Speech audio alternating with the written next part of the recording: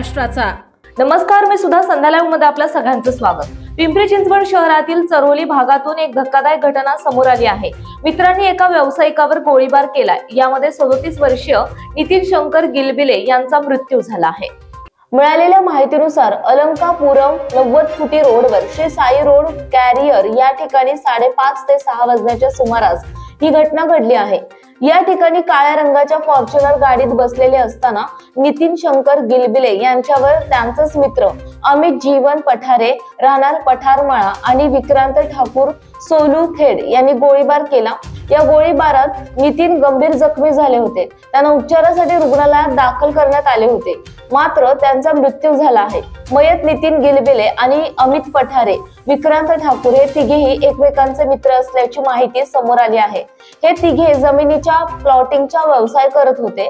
याच व्यवसायामधील व्यवहाराच्या वादातून हा गोळीबार केला असल्याची शक्यता वर्तवली जात आहे। या गोळीबारानंतर अमित पठारे हे विक्रांत ठाकूर फरार झाल्याची माहिती समोर आली आहे। या दोघांचा शोध घेतला जात असून दिघी पोलिसांनी या घटनेबाबत अधिक तपास सुरू केला आहे।